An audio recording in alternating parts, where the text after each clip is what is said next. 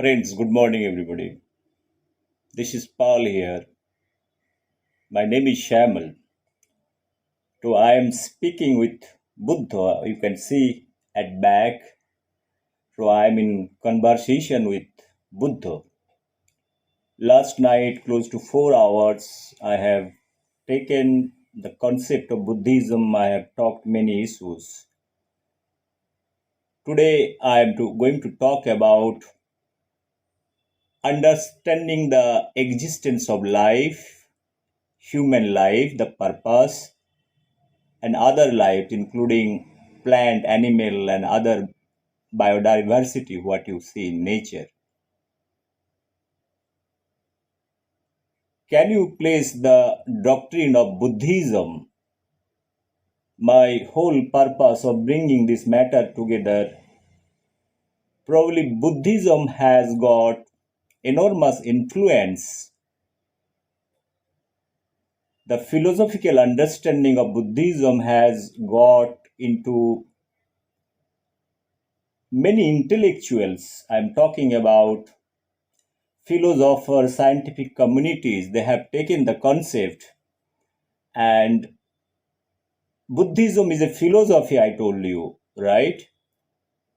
How those intellectuals or great minds, same philosophy they have taken, and probably they use their mind and the science and technology, they use the natural science or science and technology, they have applied the same philosophy and discovered many things.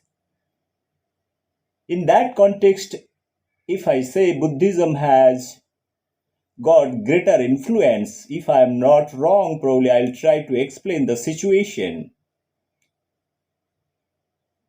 If you talk about the origin of species by Charles Darwin, the theory of evolution is very, very nearer to the philosophy of Buddhism. Talking about the emotion analysis, animal world emotions, he have tried to study, and the diversity, the entire thing, the way Darwin has taken his theory, there are many issues, probably aspect is matching the philosophy of Buddhism. Number 2 point, as we all know, there are few great personalities meeting. Swami Vivekananda meeting Tesla in US, Einstein meeting Rabindranath Tagore. What philosophical conversation they had. They talk about, Swami Vivekananda talks about, Tesla talks about matter and energy. Same philosophy, if you see the same philosophy is there in Buddhism. Buddhism talks about your life, your existence, it goes through different pains, series, and that pain has to be released through your work, and then your final death is coming. It is basically transfer of mass. If you take a body as a mass, and final your work and other thing, last journey, it's energy, again mass and energy conversion. The Einstein E is equal to mc square. Here I am trying to draw a few things. I told you Tesla meeting Swami Vivekananda. Swami Vivekananda is a, you say, philosopher. He holds some ideology. I was wondering those same ideology is coming from Buddhism or not. Though he inculcated the Hinduism, but historically, if you see, the Hinduism is much comes after it's your Buddhism came in 2500 BC, and Hinduism came after that, close to 1500 or 1600 BC in that context, if you see, I'll try to explain the whole situation over here. The situation I'm trying to draw over here, the mother is your Buddhism, then Hinduism, and I'm talking about the origin of Christianity and Islam with Judaism. And if you take those things are after Buddhism, I was wondering all those things, all those ism, either it is Islam, Christianity, Judaism, all those things have a origin or not. I was trying to correlate with Charles Darwin, Origin of Species, where in whole universe, as a whole, if you see totally, you will try to draw something. There is something called, there is origin is there, from their originality, your natural selection. Either it is natural selection in terms of spirituality, in terms of philosophical way, how lot of things, deviation has been taken place. I will explain in terms of our ideology, spiritualism, our emotional things, how those Christianity, Hinduism, or Islam's, how they have taken the path. But if you critically analyze, all talks about peace, tranquility, and all those things, like it is a better way of life. But how whoever has started Islam, Christianity, Jesus Christ, all those spiritual leaders or spiritual personality after their death, whoever has taken their concept and they have diluted the concept. That is what I was trying to tell you. Now how the pracharak of Christianity or pracharak of Islam or pracharak of Judaism, how it has taken a different shape in different time zone, that is my intention to talk about. Just wait for a minute, sir. So my second point is Buddhism is there 2500 BC. After that, after death of Buddha, his philosophy is taken over by Moira dynasty in 625. So they have taken it very seriously. Even Samrat Ashok, his kingdom, their philosophy used to be Buddhism. So after that, your Gupta dynasty came. Gupta dynasty, after Moira Gupta dynasty, that time there are little degradation of Buddhism. And after that, you have seen the invasion of Muslim, attacking and demolishing different establishment of Buddhism, whoever the follower, that tried to convert them. That is what the idea, in that time they have done it. That time again, your Hinduism came into the picture. There are Brahmins, they came into the picture. It's a basically the dilution. People are coming, means Muslims are coming and with their aggressive way to capture India. So there is a conversion. In that conversion process, there are many Buddhists who are not able to sustain, they have converted. Like that, lot of followers who used to follow, and there is two things. One is Muslim and Hinduism came into the picture, and probably in that context, there is a Jamindar system, like the small Jamindar system also it came into the picture. And the origin of Hinduism, if you see, after Gupta period, it has taken a different shape, and there is always a conflict between Hindu, Brahmins, and Muslim, because Muslims are the invaders, right? Here, what I'm trying to draw the comparison. Similar way, if you see Judaism, the origin of Islam and origin of Christianity more or less same time and the same place, Jerusalem, Palestine, those areas, the conflict, what is you are seeing today. What I am trying to tell over here, my perception is simple. I'm trying to correlate few things. If I am wrong or if I am not wrong, if I perception, probably one can educate me to understand the thing. The origin is your Gautam Buddha, what you call the doctrine of Buddhism, that is the Gangotri, if you take. All the branches and sub-branches, what you are seeing over here, because most of the Islamic origin is a monarchy system. From there itself, the Prophet Muhammad, if I talk about the Prophet Muhammad, how his background, similar way, Buddha also came from a family, king's family, but he has tried to isolate it from whatever wealth.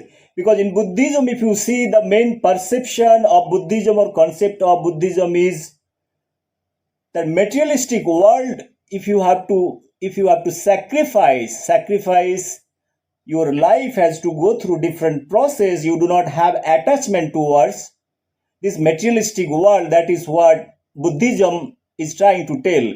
It is basically the transfer of mass to energy. Is a conversion of mass to energy. Again, it is coming back, because in Buddhism doesn't believe in death. The death concept in Buddhism is something like that. They have taken the mass energy conversion. I am trying to correlate. That time science is not there, but Buddha is having a great mind, I believe. If you take the Einstein theory, E is equal to mc square. It is a simple conversion of mass energy transfer. So, it is the same correlation probably one can draw. I really do not know whether Einstein was influenced by Buddhism or the philosophy that what I am holding, because already Buddhism it is there. There are a lot of literature available. Probably Einstein, he is a great man. He might have gone through a lot of literature. At the same time, if Oppenheimer can have access to Bhagavad Gita during Second World War through Manhattan Project, where America charged atom bomb in Japan, Hiroshima and Nagasaki. So Oppenheimer can read Bhagavad Gita. Why not Einstein? They are at the same time. Similar way, Nikola Tesla and Swami Vivekananda, when they are meeting, Vivekananda is asking some question to Nikola Tesla that what is the concept of matter and energy? You can imagine Swami Vivekananda is a spiritual mind. My idea of telling a spiritual mind is asking a hardcore scientist about matter energy. And that time, matter and energy is not been discovered after 10 years. It was discovered by your E is equal to mc square by Einstein, because Nikola Tesla is close to 10 years senior to Einstein. Vivekananda met. So those are very fantastic things. Probably one can draw correlation. As we have been talking science, philosophy and religion, you cannot separate it out. How strong your philosophical understanding you have, how strong your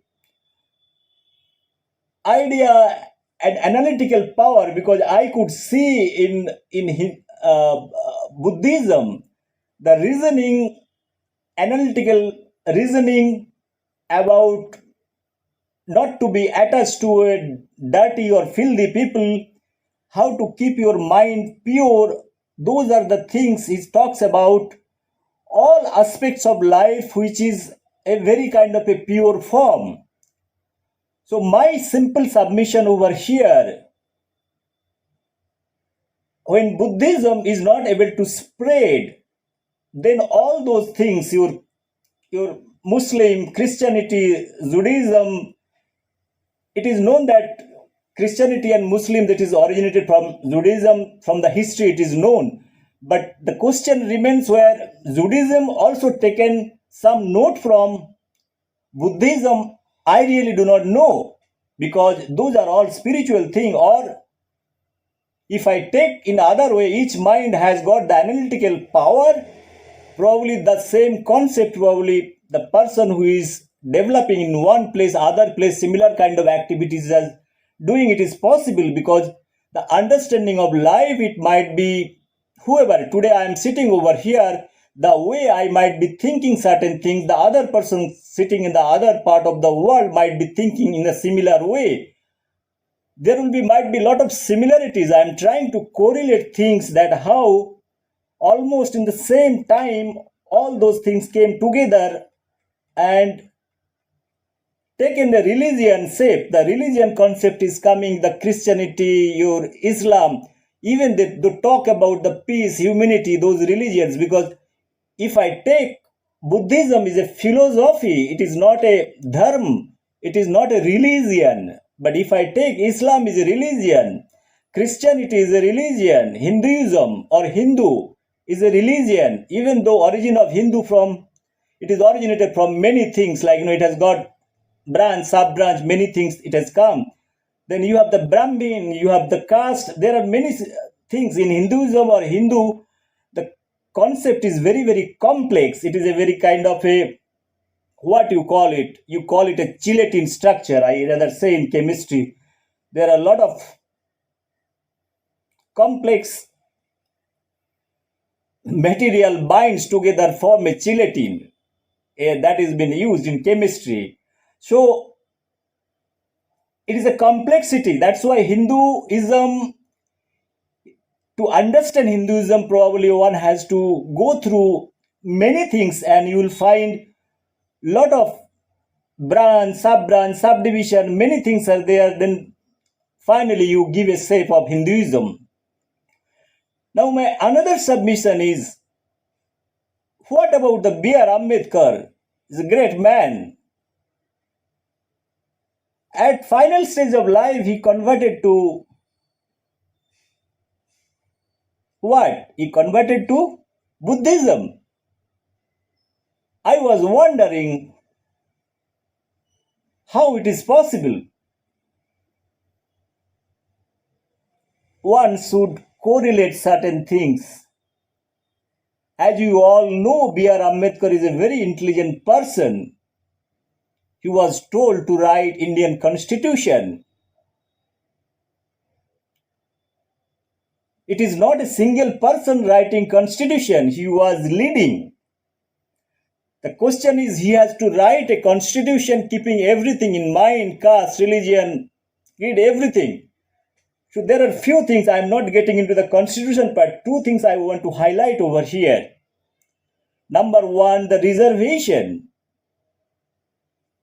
If he is the believer, if a person is converting to a certain philosophical, that is Buddhism. Buddhism is not following any kind of religion. It's a spiritual thing. Like, so I believe Dr. B.R. Ambedkar, he doesn't give any kind of importance towards any specific religion, caste or creed.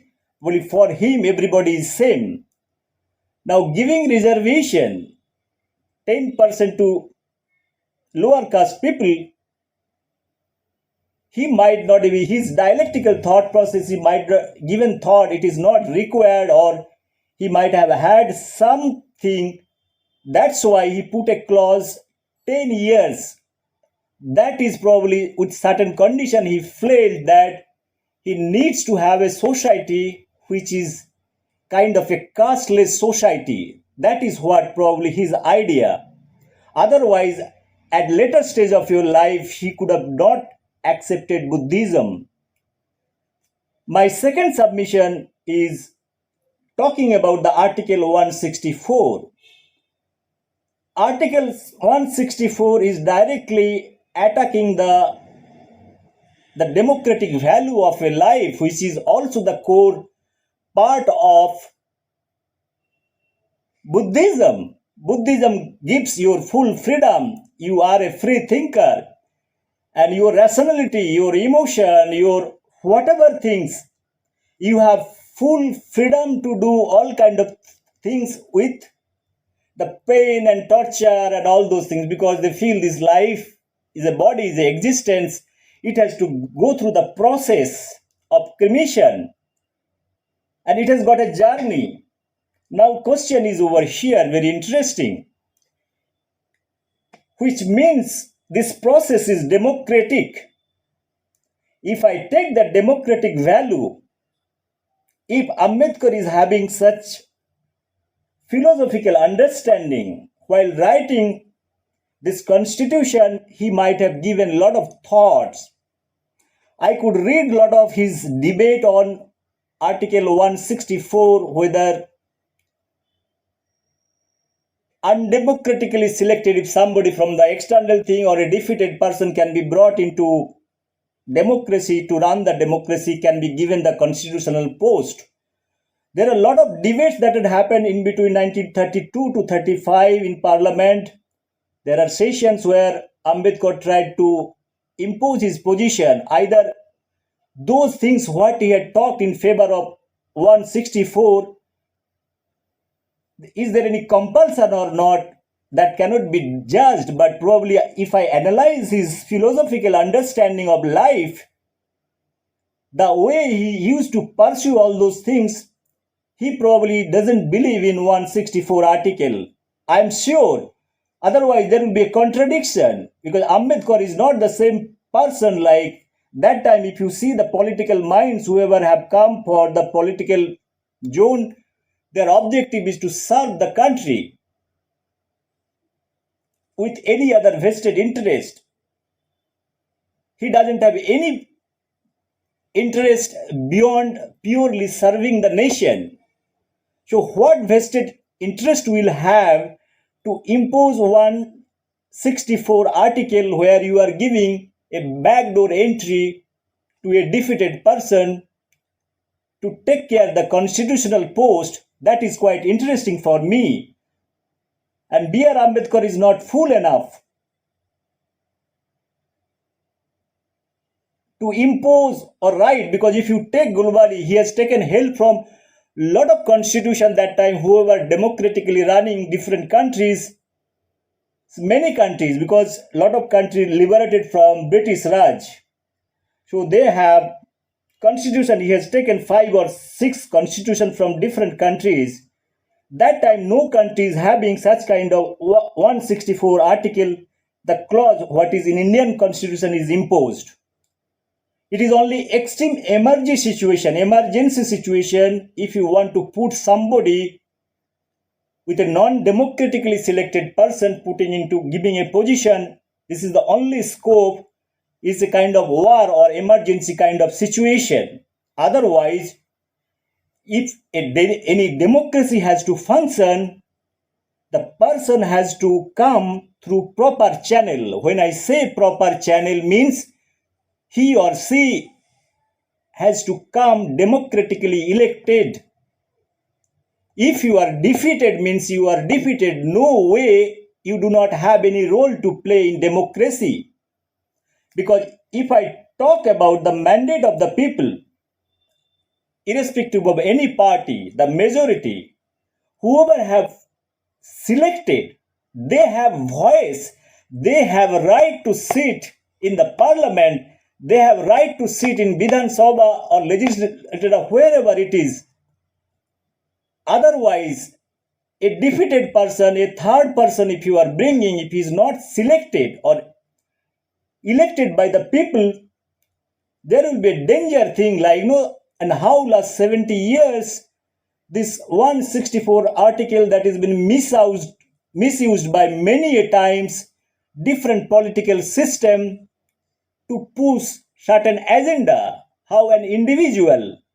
Otherwise, it will lead to many things. It will lead to dictatorship, it will lead to corruption, it will lead to a violent, what is the value? Let's say I am not able to clear medical or engineering, for that matter IAS or IPS exam. If I fail in the exam, because I have applied for exam, means if I have not passed, so I have eligibility to get the IAS, IPS or doctor's post, or else the provision, what 6 months provision is given, it's a kind of emotional thing, right? You are giving somebody 6 months grace time to prove that you get elected from 1 or 2 or 3 place. This is not done. This is not done means, I will rather say defeat is a defeat. If you play a match, or if you play the race or anything, if it is democratically you are playing and you are fighting, or the wrestling or everything, if you are defeated means defeated. There is no question of telling you have won it. This is not, it is against the philosophy of Buddhism. So the man, intelligent man like B.R. Ambedkar is not that fool. I am trying to understand whether is there any force behind to write this clause at that time. What are the compulsion made him to write this clause? Can historian tell me that part? I'll be happy to know that, because I am just going through the dialectical thought process, the process in which a mind, his rational thought, his philosophy of life, when he is interpreting in the form of a document which is supposed to be a rule, how a gross mistake can happen, that ignoring 164, putting this clause, giving backdoor entry. Dr. Ambedkar might not have forgotten that we fought 200 years against British, and partition of India has done. There are so much struggle we made to bring the democracy in order. And this gentleman, so qualified man, he is putting a clause, some defeated person or not elected person picking up XYZ through relation. It had happened. Some chief minister's son, after death of the chief minister, somebody has placed. Many prime minister also from different place has got. I am not getting the history, because if I want to talk about the history, it has got a long history. I have written blog. My only concern is what kind of circumstances made Dr. B.R. Ambedkar to write this thing. Probably some serious historian should get into the problem, that what went wrong with Dr. B.R. Ambedkar while writing or putting this clause 164. I want to say this much. So as a result, what had happened, 75 years, our whole democratic process, it becomes a mockery. We do not want to have a dance of democracy over here. It is not the emotions that drive us. It is the rational thought process.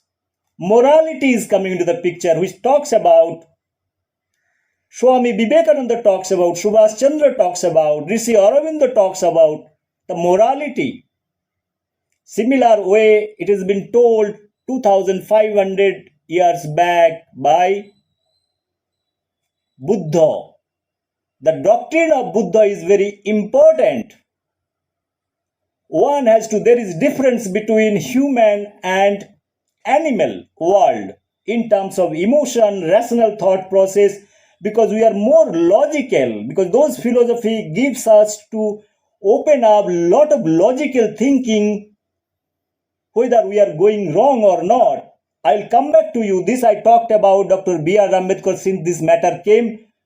Dr. B.R. Ambedkar converted to Buddhism. I was trying to understand, if I have to take tomorrow XYZ dharma, either it is Islam or Christianity or Buddha or Jain or any other thing, definitely my mind is not, I'm not so idiot tomorrow that, okay, you are giving me something, I'll convert.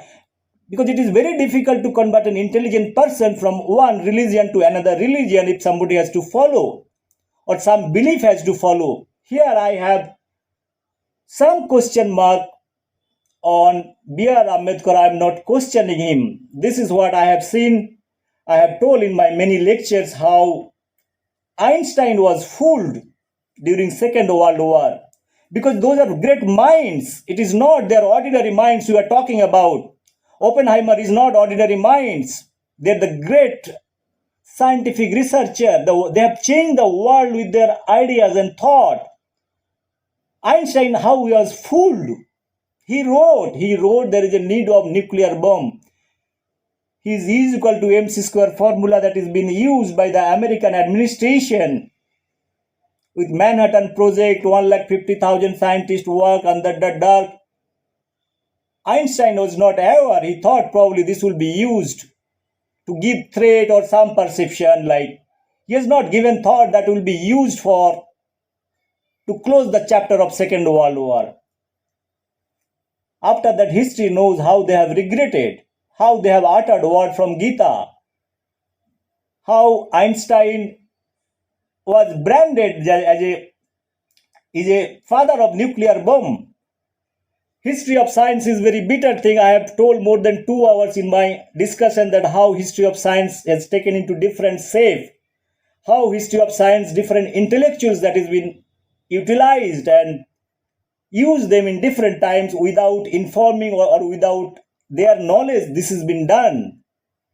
Present day also there are many research labs. They do a lot of activities. They do not know what is the final product. They have been given, you do this thing. Like that Human Genome Project, globally, people are working in different labs. Somebody has given X, Y, Z, and it has been dissected into many parts. Now, if you dissect into many parts, then there is somebody to synthesize it.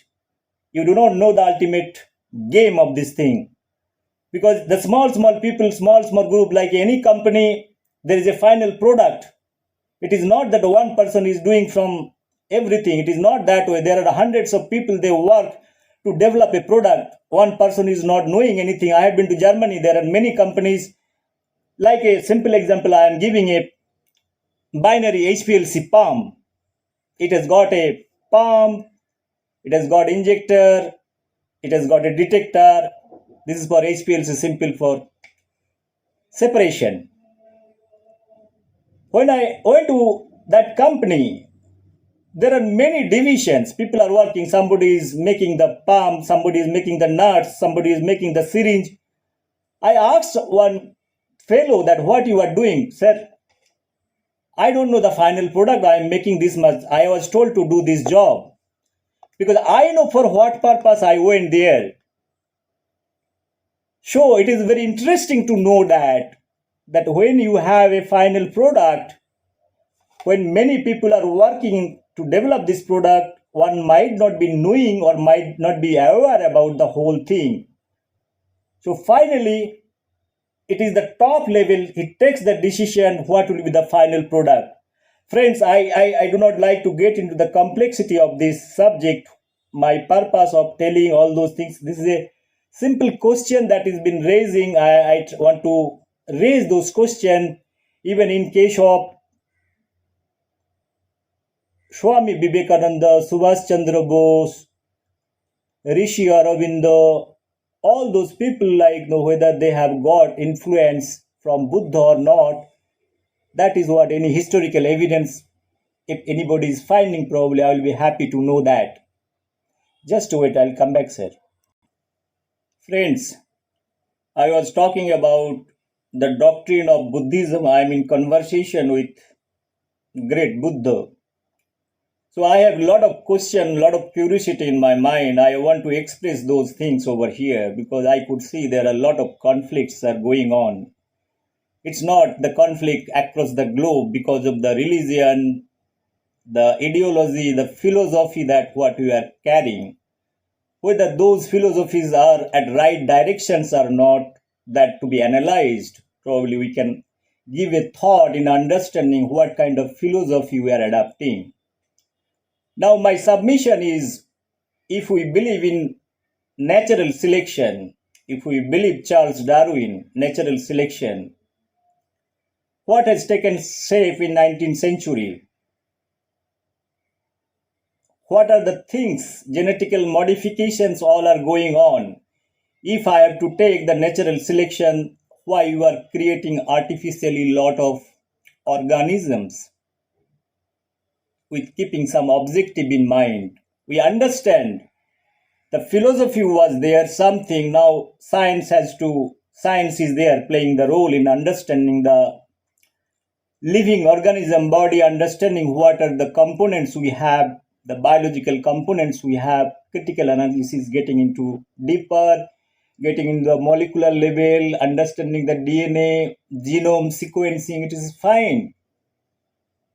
But if I believe natural selection, Darwin have never ever told that artificially something to be created. He might not have given thought in that time that his theory of natural selection will be taken in different dimension and there are new species will be developed.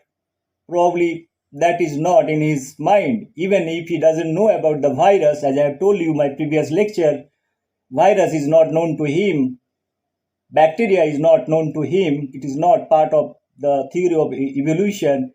But if you take the scientific community has discovered something where they have got opportunity to play with this manipulation and they can do whatever they want to do. They have whole control over the biological system. Either it is a small organism or big organism, whichever living organism we can say. Similar way, how this COVID-19 virus I was talking in my previous lecture, I have given that how artificially, it's not if it is artificially created, it's a natural, not a natural selection. That means we are not respecting certain things. The theory of evolution is taking a different dimension. It will have the cascade effect in the environment. As I have told you, it has got the nature is equilibrium. If you take the equilibrium concept, each organism is coming to nature, it has got certain role to play. Same philosophy Buddhism talks about. They talk about human, they talk about emotions of animal. Even Charles Darwin also talked about the emotions of animals. Though animal behavior afterwards it becomes a subject, a science, but he has touched upon the emotional part. What I am trying to tell over here, the animal killing and other things, what is exactly happening, it's a philosophical understanding why, how come a certain religion is trying to have, like, for food purpose, it is required. But if you understand philosophically, it is directly linked to the religion. That concept was not in Buddhism. It talks about giving space to each and every organism in one platform. That is the whole idea of Buddhism. But it has taken a different shape in time to time. I want to tell you here, the Christianity that talks about the love, tranquility, everything. In Muslim, Prophet Muhammad also talks about peace. That is one of the greatest thing. So Prophet Muhammad or Christianity, the same, they also talk about the peace. When I talk about the peace, the philosophical understanding, that time they might have thought something, if peace is there, there will be, in opposite direction, there will be war. They had a fear of war. Otherwise, they could not have given this message, want to have a peace. It is not possible that you only talk about the peace without knowing there is a chance of war. If you again analyze dialectically, they had also similar fear. If we propagate their philosophy, down the line in the society, at one point in time, there will be war situation. And that's why the peace message directly, it is not directly written. It is indirectly saying there is a need for peace, that peace process has to continue. Now the question is, if you take there is a life, Prophet Muhammad or Jesus Christ is a life, they have a span of life, whatever message they want to spread, they have given this message. Now the question is, whoever the follower, who are following the Christianity, mostly the British, Portuguese, all those people, Europeans, they are the follower of Christianity. The question refers, who has taken major share of spreading Christianity in the name of business or aggression? It is the British. They want to capture all those. This aggression is coming. It is again against the wish of Gautam Buddha. So aggression is not there. Aggression word is not there in the part of doctrine of Buddhism. That means they have taken a different shape. When you do, it is obvious in the name of business or in the name of spreading religion or spreading whatever their Jesus Christ wanted to have the spread the message. They had always the fear that this might take the violent shape. And the question is, like as I have told you, the Buddhism is taken seriously by Maurya period. Samrat Ashok. Ashok was a nice man, nice king. He doesn't have any problem. But if it goes to the wrong hands, if I take Christianity as going to the wrong hands like British, they have used the dharma and tried to capture many countries, including India, to extract natural resources and wealth. And there itself the conflict is coming. If you want to do business, then obviously you have to bring religion into the picture. So until or unless you don't give certain preference to somebody, it is like inside you divide. Religion is nothing but you split into many things in a particular content so that they keep on fighting. So you take the advantage of their fighting. British had exactly done for India. As I have told my previous lecture, the creation of Bangladesh, India and Pakistan is nothing but the result of the great political minds of British Raj. It is as simple as like that. If somebody, any historian can give another dimension to that, I'll be happy to listen. Same thing, the Israel. Israel liberated almost same time like India got liberated. It is under British. What is the conflict all about? What Israel is talking about, they are talking about their own motherland. Please go back and read the history where they talks about all those origin, the actual Israeli, and it is actually occupied by the outsider. I am not mentioning who are the outsider. Now they are claiming and crying after many years. It is the British policy. That time they have not resolved the issues. You are leaving Israel or Palestine for that matter. That time it was unified Palestine. So includes all those Gaza, Israel and the present Palestine, what conflicts are going on. Like before independence, we have unified India, like India, Pakistan, Bangladesh together, the same situation. It is a very, very similar kind of situation is prevailing. If you take both the system, British has got major role with their vested interest, and that interest is known. That interest is common people should fight and they will get advantage out of it, and they want to see that we are in trouble. The other interesting part is there, the Palestine, Israel. It is the origin of the religion, both Christianity and as well as the Muslim Prophet Muhammad and Jesus Christ originated from the same place. Now this fight is not all about a simple fight between two countries like Israel is doing this or something fight. We cannot take it as a very simplistic way.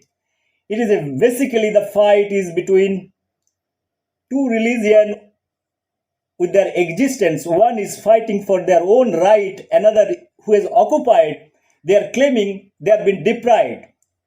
The same situation perceived in Babri Masjid also. You can see that what is the history of Babri Masjid. Before that, it was the right of Hindu, the original, it is known, but this matter has been extended for how many years?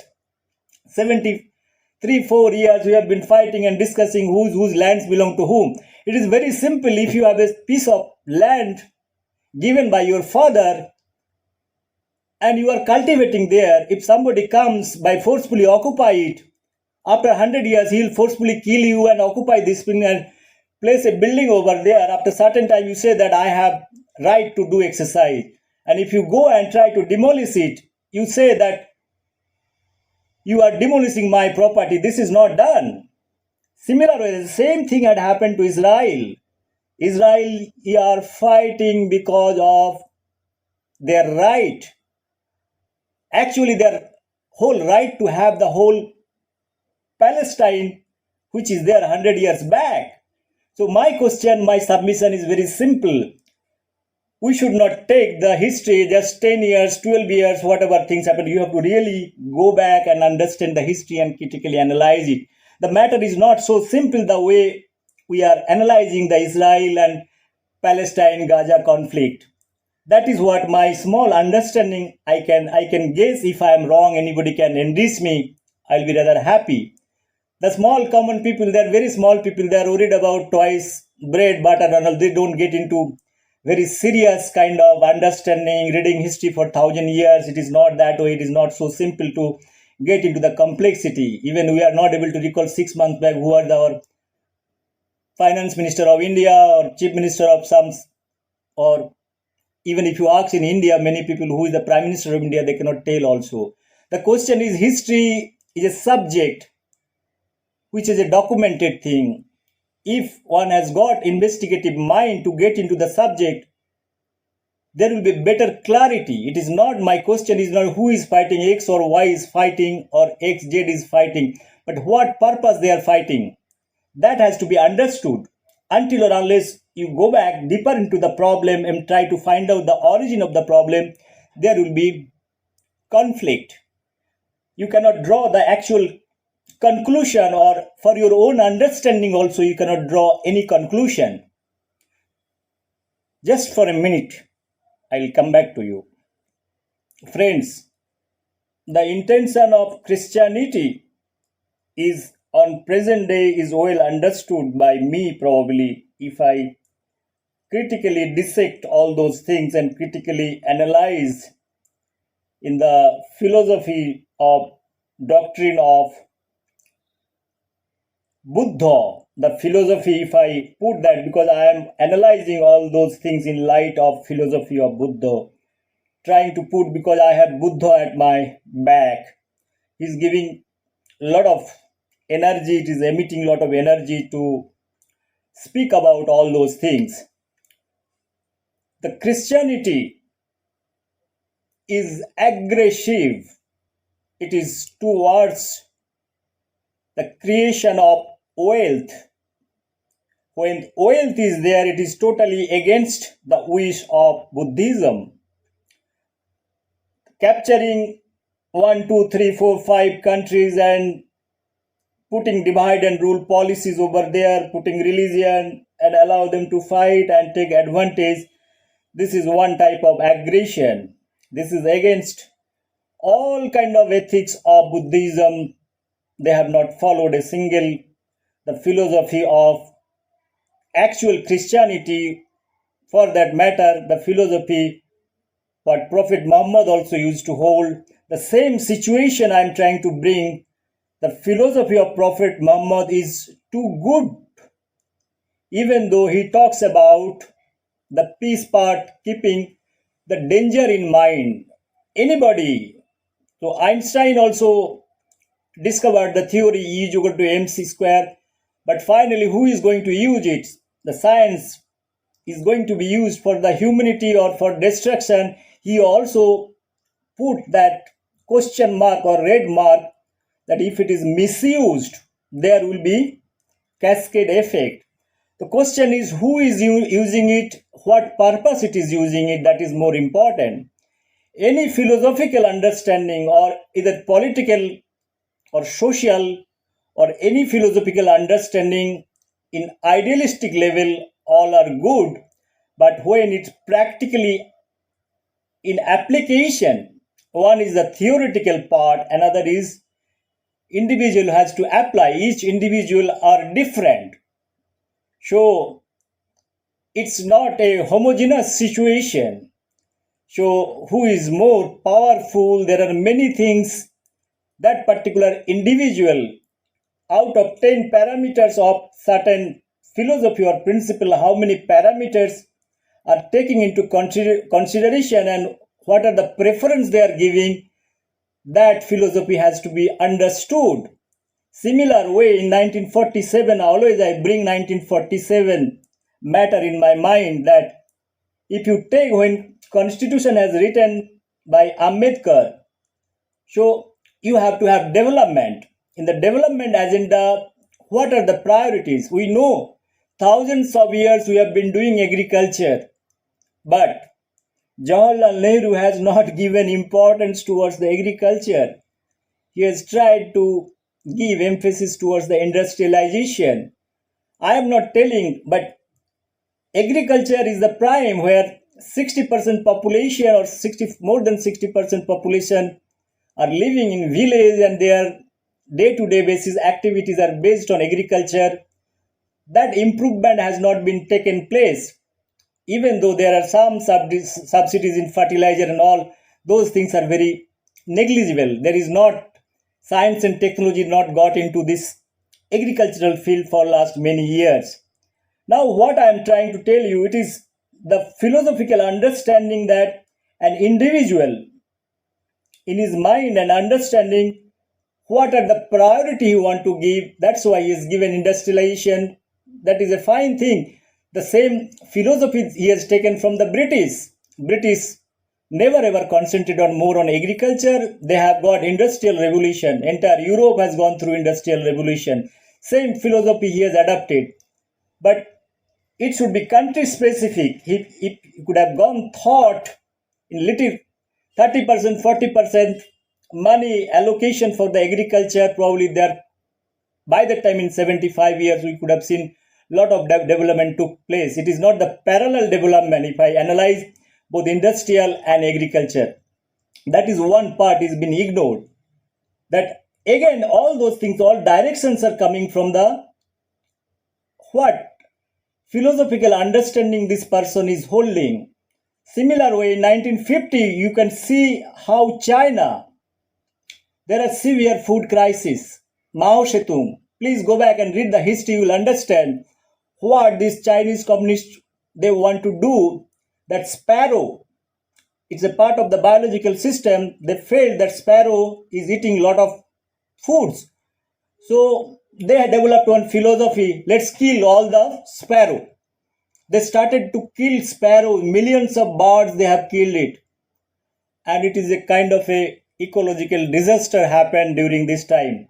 But their fundamental idea was there, if they are able to kill those sparrow, probably the sparrow who are eating those foods, so they will get more productivity. But they have not thought of in the natural process that particular bird also has got role.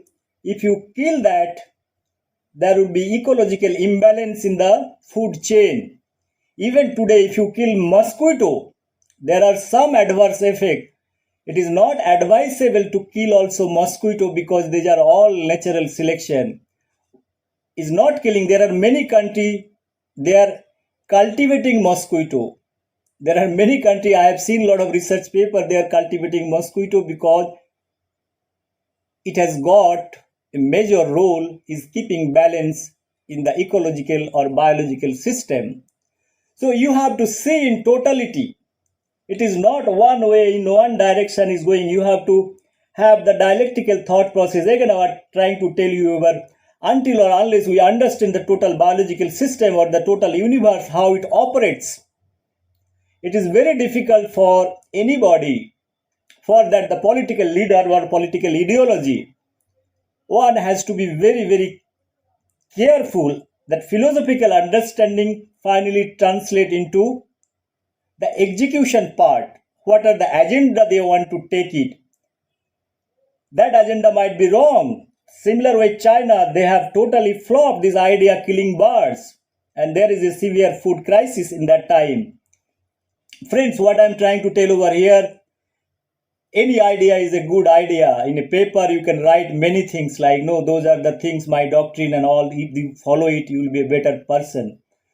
Finally, you are not going to live here for 1,000 years. You are not the custodian of the civilization. You have lifespan of 70, 80 or 100 years maximum. After that, you will go. If your philosophy or ideas are good, it will be carried forward by the next generation or next leadership, for that matter, whatever. The question remains unanswered, that who is carrying, and that particular person, that leadership, what kind of ideas they are taking, what are the agendas they are taking.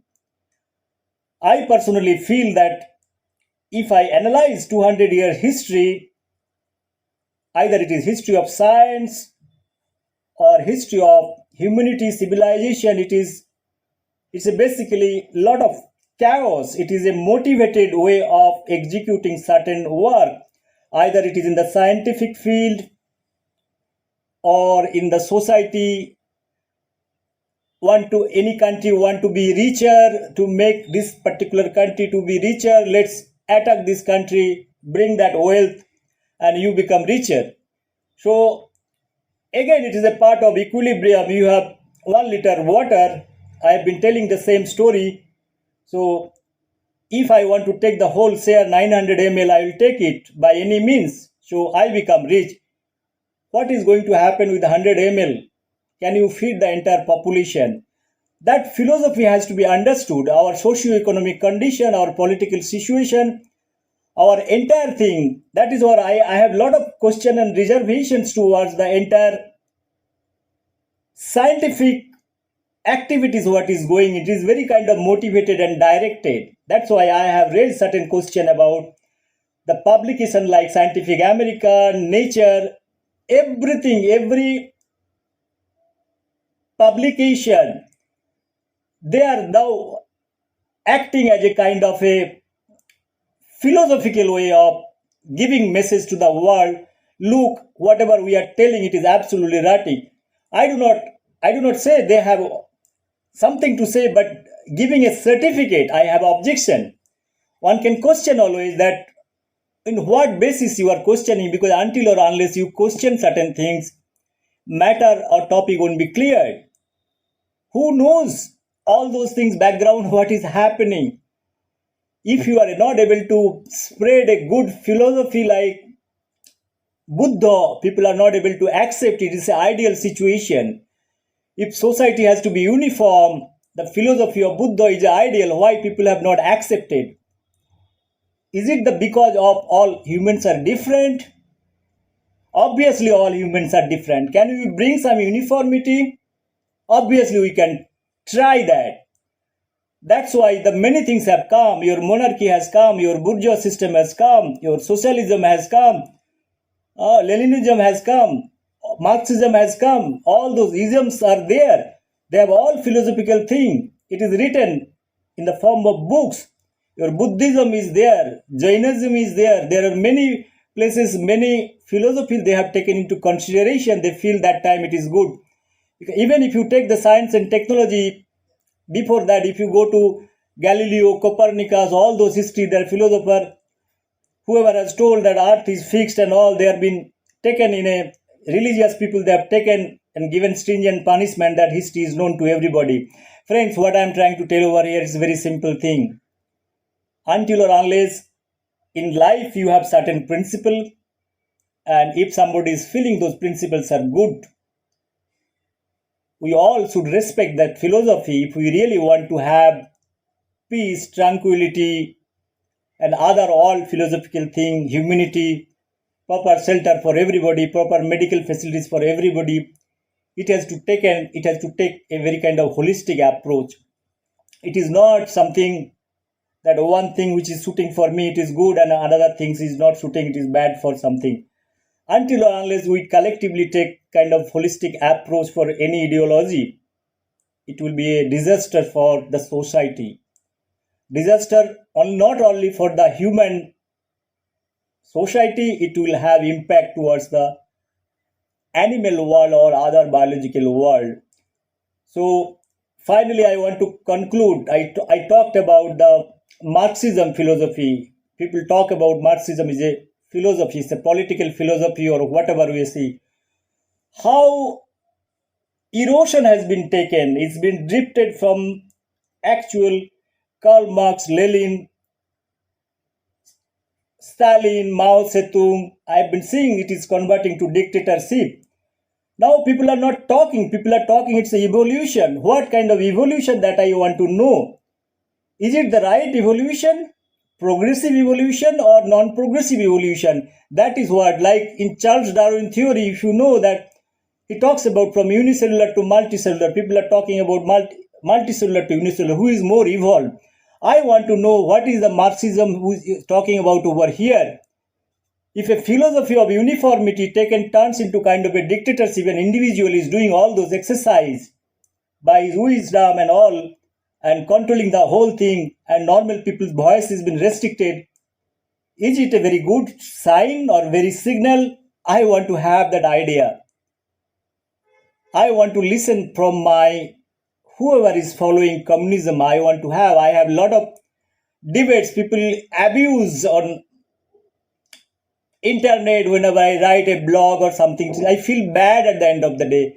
I go back and read, buy some books, try to understand the philosophical what Marx used to tell, what Lenin's philosophy was there, what is the concept of his idea of communism. So how it is different from today's communism. Probably one can draw, I have that sense to analyze it. Nobody can stop me not to analyze it. But I could see that all intellectuals they try to abuse. When I counter, because I have stopped in writing, replying them, I told whatever you want to write, you write. It is better to be silent. I am not here to change your mindset up or anybody's mindset up for that matter. It is all I've been speaking. I'm speaking to Buddha only. Now I'm not talking to you. I'll upload it in the video. If anybody has got any issues or problem, please clarify. It is better.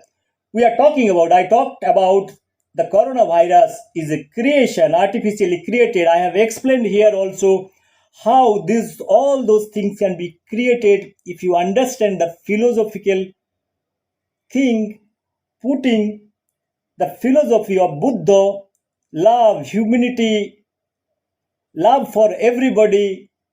I am giving example of Charles Darwin to his way of thinking the universe, nature, natural evolution, all those things I am putting in one platform so that some clarity, because you cannot isolate all those things. You cannot talk only science without religion. You cannot talk religion without politics. You cannot talk a nation without boundary. People talk about nationless society. I talk about one has to be very, very strict nationalist. My strong feeling, till I hold that strong feeling, if you do not have the love for certain thing, passion for something, you do not have love for your country, you do not have any right to talk about your country, you do not have any right to have whatever things you are required, you have to work for that. First, this protection is required. Every country is doing that exercise. We should not be so holistic or so hypocritical about the whole thing. That is my whole idea. Finally, I want to say a few more things to my all communist friends because I was attached to communist. I have love for communism because I have given close to 30 years understanding communism, understanding socialism. Now I am not concentrating. I am a rational thinker. Rational thinker. I put my own logic. I don't read these books. What else Marx has written? Those are things. Probably he has written it. He has published it. It is in own wisdom. He has written it. But in present context, what are the things required? I apply my mind. I analyze all those things rationally. I put my views. If anybody has got problem, I think this present communist, they are headless chicken at the end of the day. I have a simple submission. If communism doesn't believe in God or ideal or anything, what is the things are happening? What is this image of communists, Sitaram Yechuri and all those people carrying all kind of ideals. What is this going on? If you want to spread the message of your party ideology, communism, why you are bringing all Hindu, Muslim, Christian, all religion carrying all kind of heavy weight things? Have some sense. Don't deviate. In research, we have statistical calculation, you can deviate 5%, but you cannot drift 95% from your ideology. This is too much. Then you give some other name. It will be ideal that we have somebody, we follow the principle. Our grandfather is Marx, Lenin, all those things, but in present day, we have deviated, and now this is our philosophy. I could see wherever communism is there, their activities merging with different political religion identity. It is too much to digest because we are the citizen of India. If he's a sensible person seeing all those things, at the end of the day, I go to at home, I pay whatever news channel I watch, I pay 5,000 rupees or 6,000 rupees every year. So I am not here to see all those things. I want to see the philosophy of your original Karl Marx, Lenin, whatever good things you have, you try to inculcate that and you try to propagate that thing so that the better society, better philosophical understanding you have, that the good message you are providing. This is my only submission. Because of all those things, it's a basically ideology crisis. When crisis is there, people are not doing, if you are not applying your mind, head and soul, that what I'm going to do for the sake of getting or winning, you make all kind of formulas. It doesn't work. Finally, you have to be very convinced what you are doing so that you can convince other. If I am not convinced with certain principle what I am doing, what I am going to teach, it is very important, the correlation between your own idea. When you are speaking to somebody, the same philosophy in your own life, you have to have that same philosophy in practice. Then you can only teach. I am a drunkard at the end of the day. I teach alcohol is very bad for health. What kind of impression I will have? I have explained those things. This is very relevant question. I do not have any right to tell that alcohol is bad for health after drinking alcohol. So if I have to preach or if I have to tell my generation, look, I don't drink alcohol. I am a non-alcoholic person. If you drink it, there are 1, 2, 3, 4 demerits. If 42% alcohol is going to choke your intestine, it will damage your cell. You can tell that very honestly and clearly to your generation so that the other person can understand the whole concept that what this person is telling. Otherwise, you cannot take the alcohol in front of you and preach about all those things that don't drink alcohol. My only submission is there only. Please follow. If you are not an individual or not honesty, maintaining certain level of honesty, you cannot change the society. That is the main thing of Buddhism that taught us individually you have to be pure. If you are pure, if individually thinking that way, your entire society will be pure. Friends, I want to conclude. I am doing one project. It is in my agenda for last many years. Last 10 years I've been trying to do this project. I got some time. I have a concept called Mind Lab. The Mind Lab is nothing but a is idea based. I have taken 7 Nobel laureates theory in different time, 3 from scientific, 3 from 3 from economics, and 2 from peace. So I have tried to draw a model with an experimental place is a mind lab where I have conducted some experiment on animals because animal behavior is one of the subjects that I've been pursuing for many years. So finally, I could have a place where I have placed some animals, where I have tried to study the behavioral patterns of animal with a constant monitoring of CCTV camera, including the supply of food, taking care, everything from the day they have born. It's a basically study for 6 months. I want to see or draw a sustainable model, taking the help from the theory of Einstein is equal to mc square, auction theory, theory of poverty, and that poverty lab, Dr. Abhijit Banerjee, Dr. Amartya Sen's poverty elevation program, then your peace algor, A.K. Pachauri, your climate is also coming into the picture. How my objective is to this model in animal world, taking constant monitoring with video and everything. I have tried to take all the parameters and tried to draw a sustainable model where you can make animal world much more liberal, and up to certain level you can have supply of food from your home resources. You need not buy additional thing, you can feed.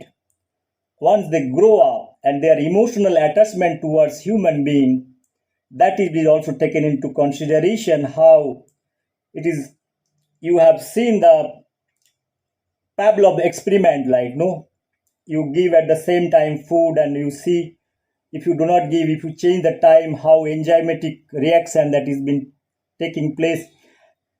My objective is not check the enzymatic action, how the emotion is being reflected. Let's say I am giving a small brief of my mind lab project is something. If I go home, this is what where I am sitting and speaking. I have another place.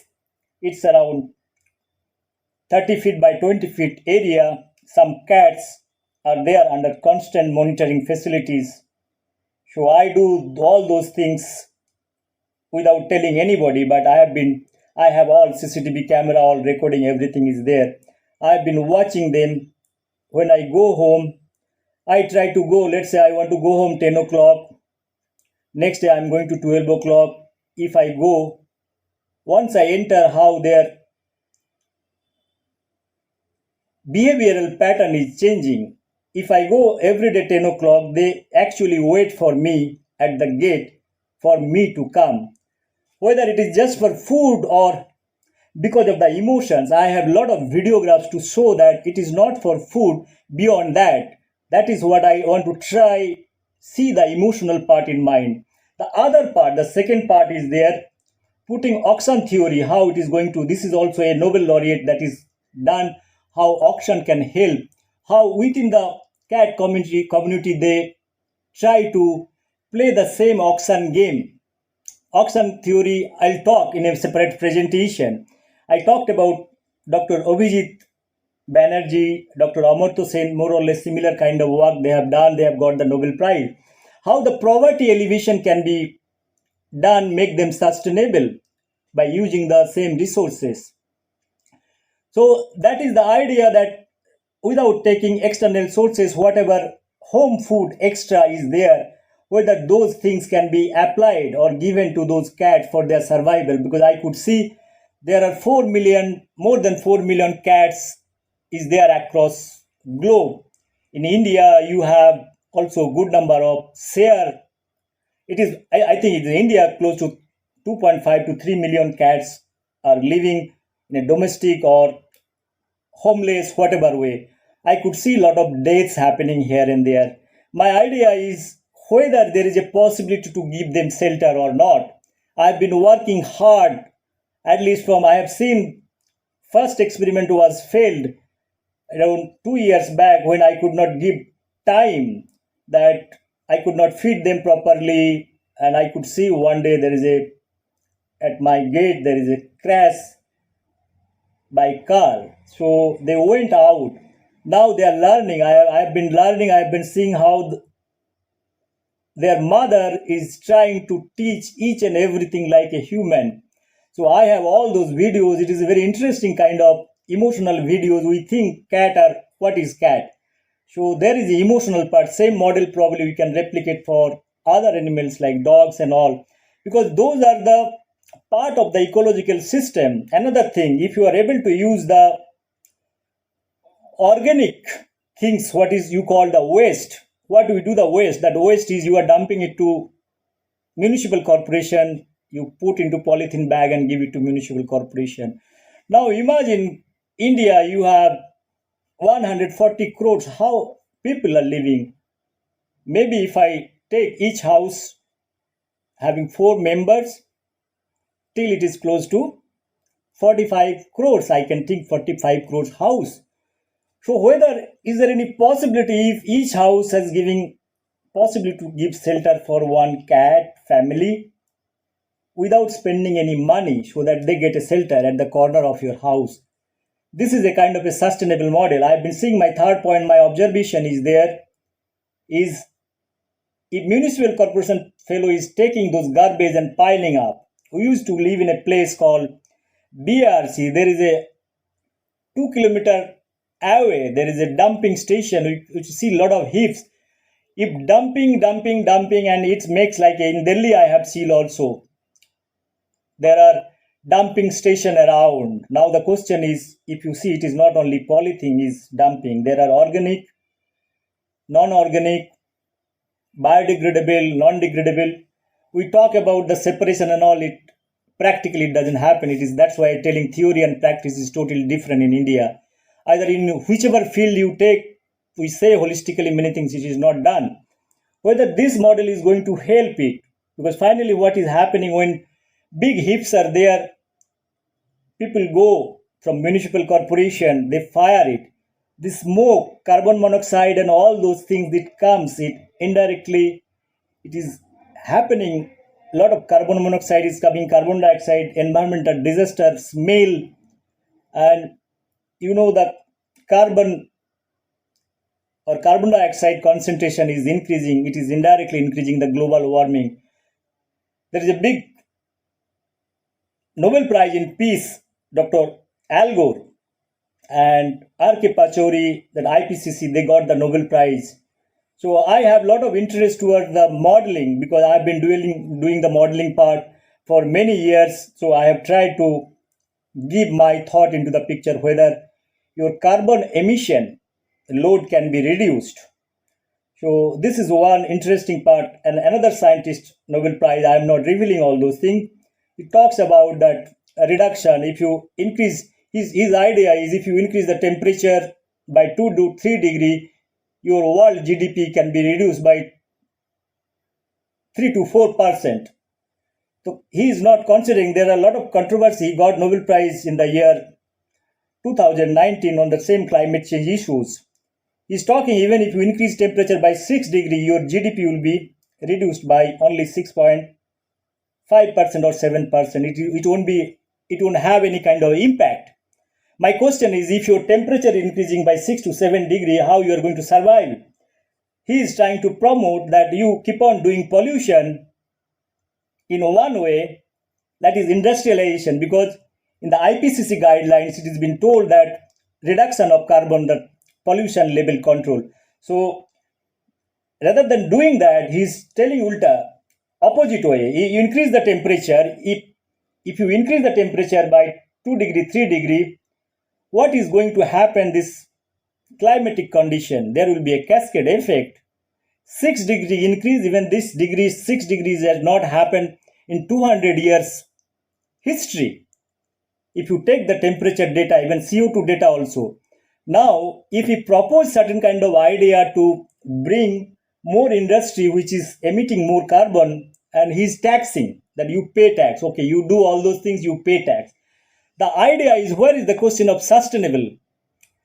This idea doesn't work. There are a lot of counter theories that is happening. That's why this model probably is going to reveal a lot of insight of the all 7 Nobel laureates, starting from Einstein to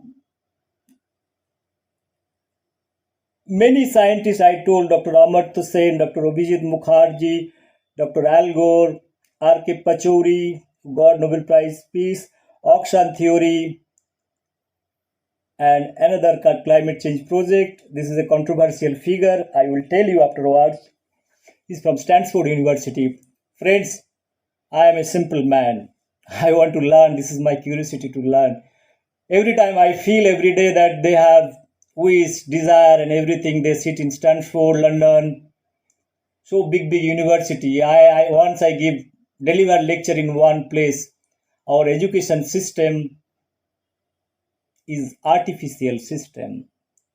There are a lot of hype talking about MIT, all those big universities.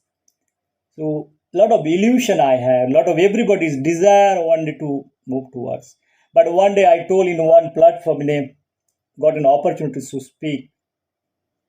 The education, you don't need a big university. Our education system, the entire philosophy is totally wrong. The Buddha at my back, he has not got any degree from MIT, Stanford, or that time there is nothing.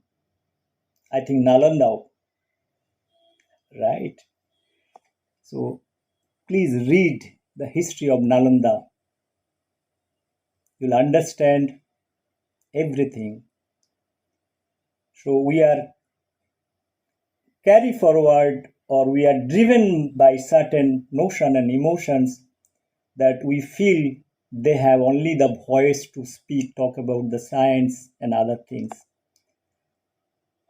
God has given you to think, not to worry about who is coming from what. You are an individual, that is more important. And you should respect yourself and you should be stick to your own idea and philosophy what you are holding. You should be capable enough to counter what you are speaking with logically. I told all those things, 2500 year history, what Buddha is carrying. For me, Buddha is a great scientist, great philosopher. One can follow him. Many people they have followed. He is as good as like a sun who is giving lot of energy. Once again, thank you very much. If I have done any mistake, I do not have any script or anything. I am not a professional speaker, to be very honest with you. Unlike no, you have a script. I used to prepare a lot of speak for many director, DZ and all. I have done it in my life. So I left all those things. So I speak from my mind. Whatever I feel, there might be some mistakes and here and there. Please excuse me for that. Please, if you have any opinion, I'll be happy to listen. I want to give a very success kind of story to my mind lab, and people are doing poverty lab. They are getting millions of dollars from all those Mandela Gates Foundation, 16 million. I could see a lot of papers. Poverty lab, poverty elevation, lot of programming, eradication program. There are 100 millions of dollars has been accumulated funding for this poverty lab. I'm not telling that who is the founder, who is the running those things, and a lot of Nobel Prize winner. My poverty lab, my mind lab, probably I have not spent 10,000 rupees till date, but I have some greater idea. I hope this idea I am speaking in front of everybody. This is my own idea. So copyright or patent, nothing. If this idea is taken by somebody using it, I don't mind it. But it is my original idea, using animal behavior with their emotions, putting all theories I have told, make a sustainable model which is going to be used for the reduction, carbon reduction, and finally there will be a kind of a sustainable model so that the ecological equilibrium can be maintained. Friends, I want to say few more words. Probably I have done some date mistakes in my presentation. Dr. B.R. Ambedkar presented this 164 article matter in 1949 in 12 June in parliamentary debate. He has defended why 164 is required. Probably I told the wrong year because this is not a scripted any kind of document that I have readily available. This is one correction. The second correction I want to make it, I told Abhijit Mukherjee, Dr. Abhijit Mukherjee in place of, in Bengal, like no, Mukherjee and Banerjee, sometime there is a confusion. It's Dr. Abhijit Banerjee. I'm sorry for that. So it should be read as Dr. Abhijit Banerjee. The third point, what I want to make it, my mind lab, whatever things I've been discussing, these are a very kind of serious theoretical work. It has got very wider kind of implementation because many theories are there and you are taking those are the baseline and you try to simulate your new idea, a sustainable model.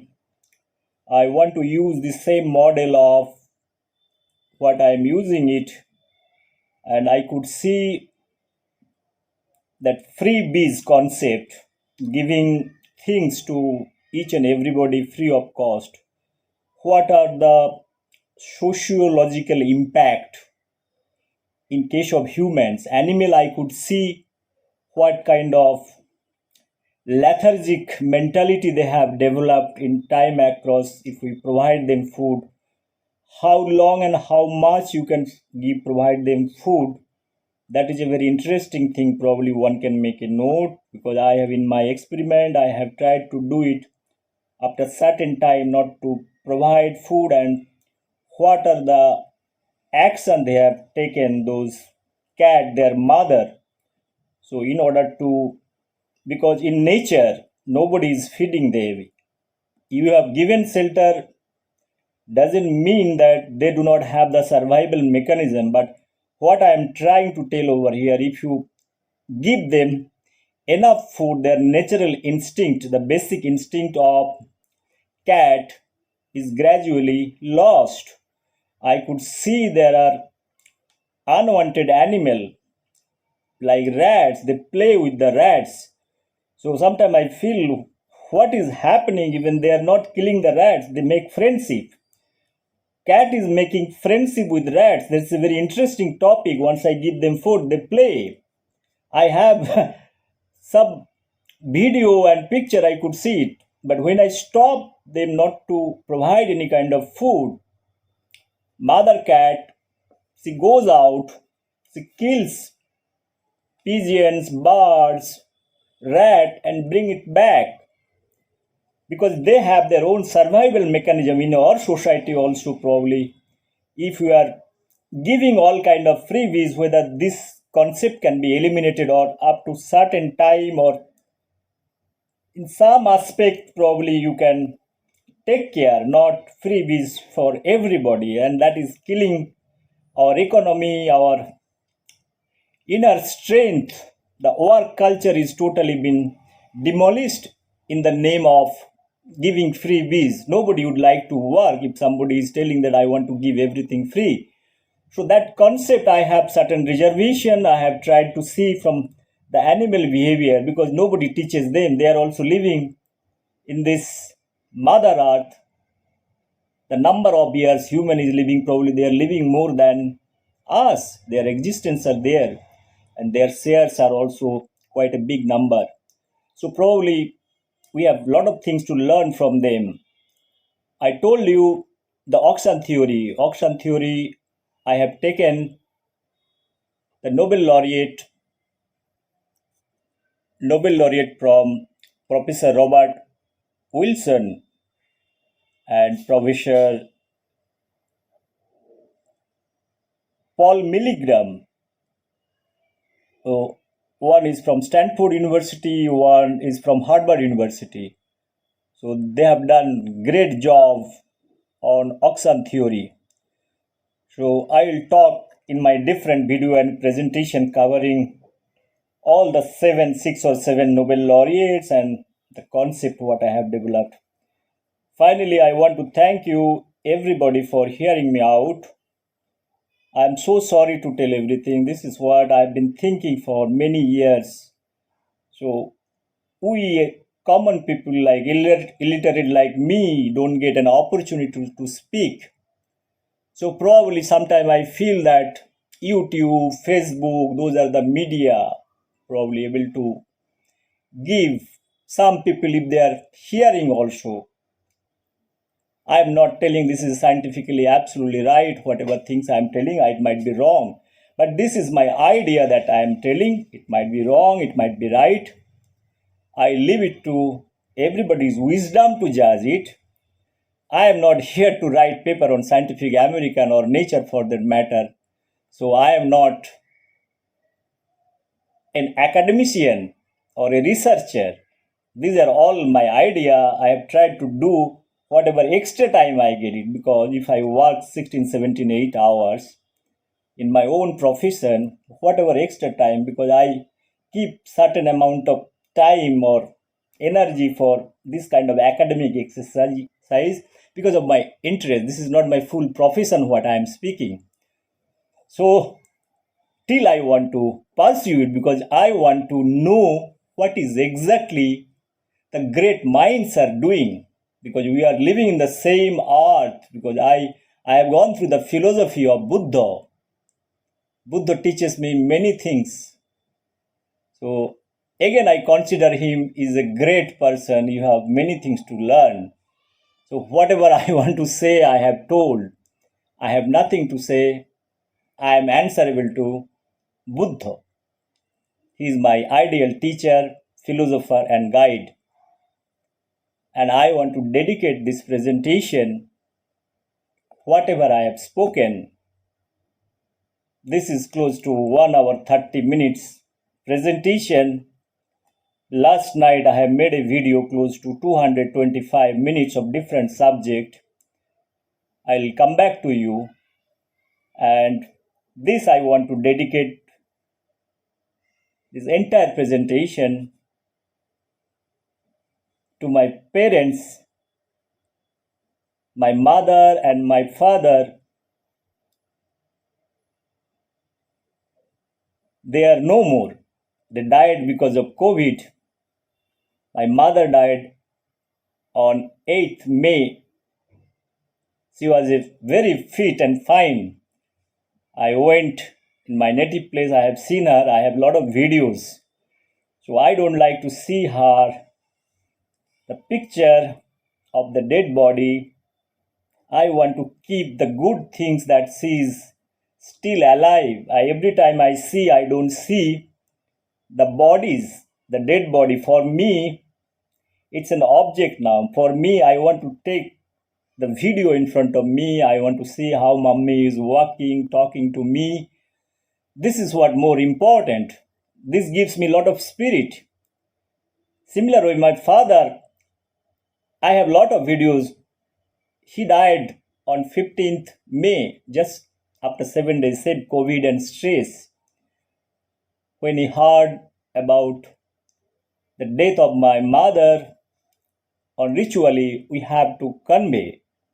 So absolutely no problem. When we convey this message, there is a certain shock that has gone through my father. I could feel, even if I give some rational and emotional thinking, that what one person can go through the entire thing if the message is reaching that somebody's wife died or husband died. So because I feel that marriage in the society, it has got a lot of bonding, emotional bonding.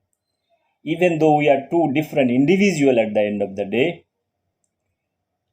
when we are living together as husband or wife, this is a family concept. If you have to believe the family living for 60, 65 years together, so it is very difficult. It is very difficult for anybody to digest either husband is dying or wife is dying, this message is a very kind of sudden shock. I've been reading a lot of poetries like, home they brought her or you're dead. I'm not getting into this part, what had happened when the person went to war and he died. And this message has been given that your husband is died and at home, the lady and having a small kid. So finally, once she got the news, she was totally shocked and remained as a statue. Finally, for ending the story, that small kid given on her lap and she started to cry and she spoken very open and clear way, I want to live for thee. Means thee means the son. This is the future, that is the hope. So when I see my father's and mother dead body, it gives me a lot of tears in my eyes. So I don't like to see it. So once again, thank you very much. And this is purely dedicated to my parents, keeping back Buddha. This is the only philosophy I believe because I've been fighting one thing. I'm trying to tell that COVID-19 virus is an artificial virus. It is created. This is my way of thinking. It is nothing to challenge the science, but I have a strong belief.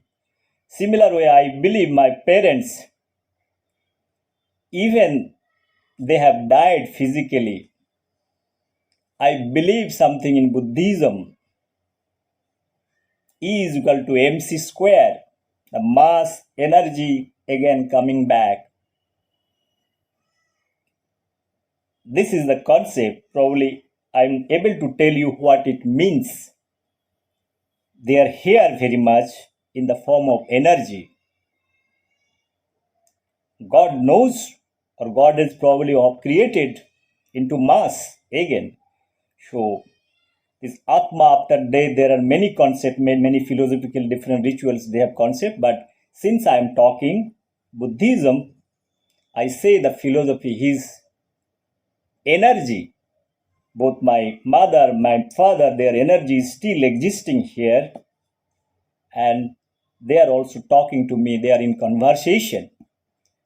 I have never ever spoken in my life for